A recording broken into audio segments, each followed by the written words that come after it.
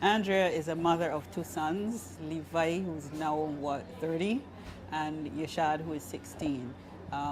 Levi is an artist, so I guess he followed me into the profession, and Yashad is budding, he's emerging.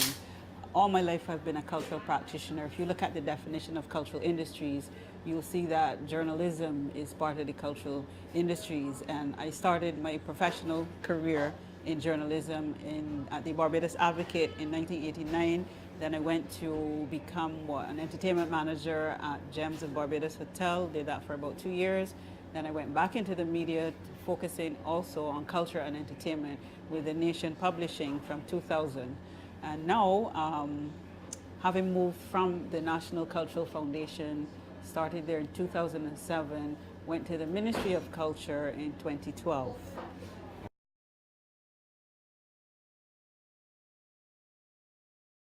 I deliberately focused on culture and entertainment in my profession because I vibed it. It moved my spirit. It touched my spirit.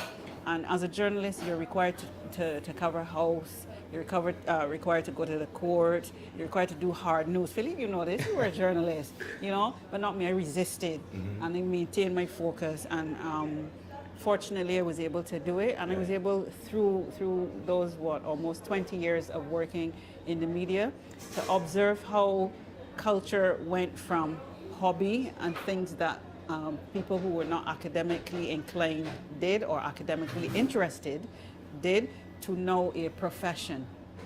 So yeah, I would say that culture has definitely earned its place as an income generator in Barbados, right alongside tourism, right alongside manufacturing, right alongside agriculture. As a matter of fact, I would put agriculture and agriculture together.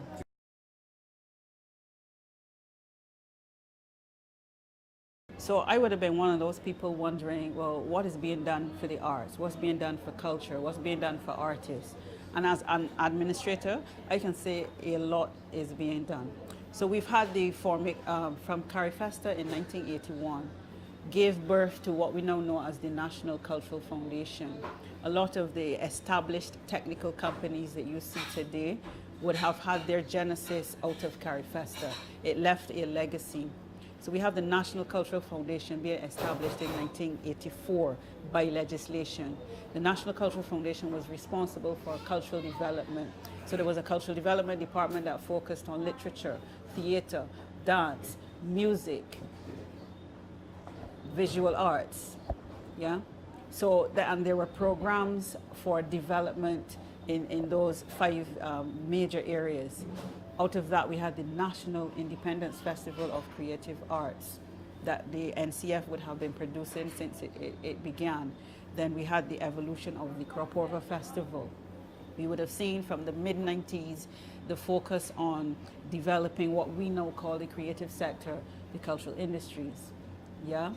We would have seen through the Cropova Festival the introduction of new competitions that gave an avenue for different types of expression of music, the soca music. A little later we would have seen the expression of sweet soca. So in the National Cultural Foundation alone, the programming of the National Cultural Foundation, the policy of the Ministry of Culture would have provided these opportunities. And then there would have been the rise of quasi-private sector organizations like the Barbados Coalition of Service Industries.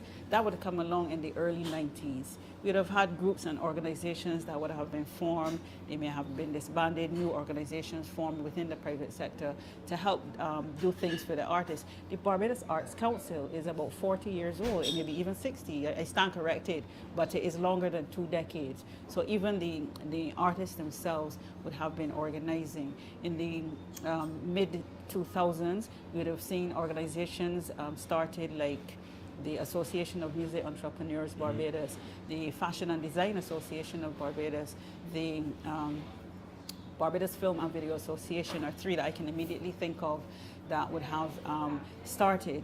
So that evolution of artists organizing themselves, of cultural practitioners organizing themselves, was an indication that they realized that they can't rely only on government. So I would challenge any artist today, any cultural practitioner today to say government is not doing anything. I would say back to them, what are you doing?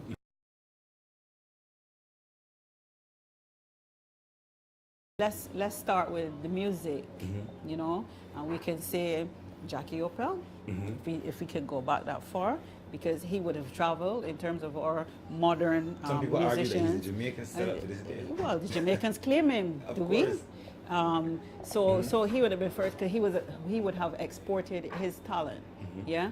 But modern day examples, because I know your demographic is a younger one, Lil Rick and Peter Ram, classic examples. I would have mentioned the National Cultural Foundation and programs that they would have done earlier. Lil Rick and Peter Ram came out of the Revolution era that was held within the Crop Over Festival. Right. And then because that art form didn't get much traction and state support, they went into soca music because that's where the money was.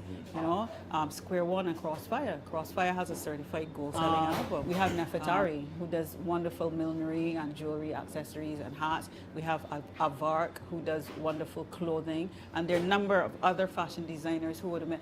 Pat Blackman, Pat Brathwaite, who has Pajou. Earlier, back in the day, we would have had so-and-so, that's Pauline Bellamy. Before her, we would have had Carol Cadogan. These kinds of people would have blazed their trail. Today, we have Karen Brathwaite, I think her name is, Applewhite. Applewhite, yeah, Yes, Applewhite. yes, who is now working with, I think, is it Nike or Adidas? Some company like that in Germany. And so we've gone from just local to international. We have Antonio Cumberbatch, who's working out of New York with Zach Posen, last I heard. In terms of models, we would have had a number of male models who made it on the international scene. We have Leanie Hall, our famous female model. And I know people think that I should call Rihanna, but really Rihanna, while she is a Barbadian and was shaped and honed in Barbados, is really a global product that is marketed and maintained in America. Right. But I mean, we could claim Rihanna too. Of course. Yes. Of course. As we should. Yeah. As we should.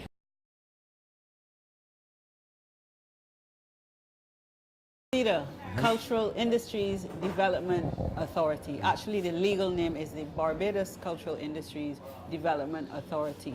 And it was created out of legislation that was proclaimed on February 2015 during Black History Month, may I add, coming out of years of formulation, years of consultation with the very end users of it, the cultural practitioners, the artists themselves, and finally into operation from February 2015. So in short, the Cultural Industries Development Authority is intended to facilitate the efficient development of a sustainable cultural industry sector in Barbados, as well as to design and execute marketing plans, marketing strategies for the cultural products of Barbados, products being goods and services. It's also to maintain a registry of Barbadian cultural practitioners, particularly those who wish to use the various incentives that come along with the legislation. So the legislation created CIDA, which is responsible for implementing the different aspects of the Act. The Act provides incentives for cultural practitioners. The first major incentive is access to funding. So there's a Cultural Industries Development Fund. When the fund is capitalized, cultural practitioners, artists will be able to apply for funding in the form of grants or loans. Yeah? There's an application process. We have a website, which I suppose you will put on the stream on the bottom, but it's cidabarbados.org, CIDABARBADOS.org. All the information is on the website as to how to apply. Incentives also include tax concessions. Perhaps the most critical tax concession would be duty-free and VAT exemption on what is known as tools of trade. Tools of trade being those things that artists and cultural practitioners use in the business. So if you're a photographer, it will be your camera and photographic equipment. If you're a fashion designer, it will be machineries, fabric, whatever. If you're a visual artist, it will be canvases, whatever, paint, whatever. If you're a conservationist, it will be the conservation materials, etc., etc. So you also have to apply to get that duty-free concession. How to apply is also on the website. Apart from the fund, the second most important incentive in the legislation is one that incentivizes the private sector to invest, let me repeat, in a cultural practitioner or a cultural project. So if you have a cultural project or you have a business within cultural industries, anybody who invests in your business, and investment means you put money in and you expect to get money back out, that investor can claim back on their assessable income 100% of what they invest every year for up to 5 years. So every year for up to 5 years, if I invest in Inferno TV, I can claim it back on my income tax. I can also benefit from the profit that Inferno TV makes, because if we have an investment agreement and you said you give me 100,000, you invest 100,000 in Inferno TV, and every year you're going to get back your 100,000 plus 5%, it means that I'm getting back from Inferno TV as well as being able to claim it off my income tax. So it's a double benefit, especially when the businesses start to make a profit.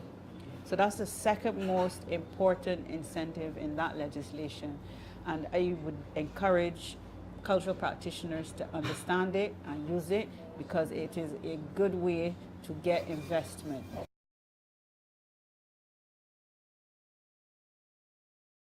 Culture is Barbados's last natural resource. You know, the creativity of our people is what we now have to rely on. Tourism, a hurricane can come and lick it up, you know. Same thing with agriculture, same thing with manufacturing. But a hurricane come, people can still take up a guitar, sit around a fire, sit around somebody's yard and sing, collect money, you know. So culture is who we are, it's what we do, it's how we do what we do, it's us. And that's what we have to rely on. And now Barbados has sort of validated a way to generate revenue from it for Barbadians and thus for Barbados. So we have to take it seriously. And those people who have to take it even more seriously are the practitioners themselves.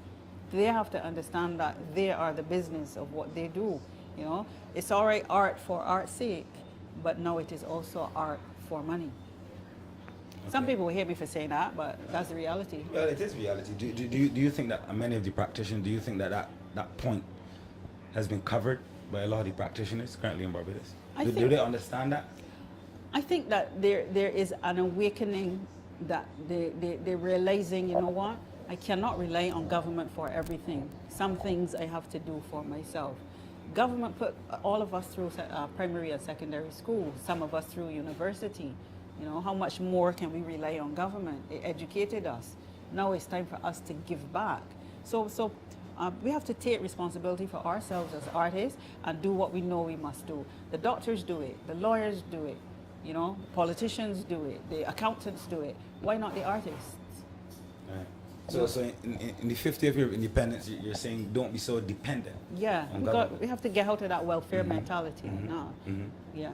Okay. That's what I'm saying. Right. Depend on yourself. Right. Point taken. I hope you guys are listening. Like I said, I thought about for 6 months how it is that I would make a contribution for independence.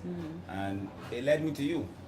I see culture as the liberator. Do you share that view? You humble me, first thing. But yes, of course, culture is a liberator. Earlier I said culture is us, it's who we are, it's what we do, you know, it's how we manifest.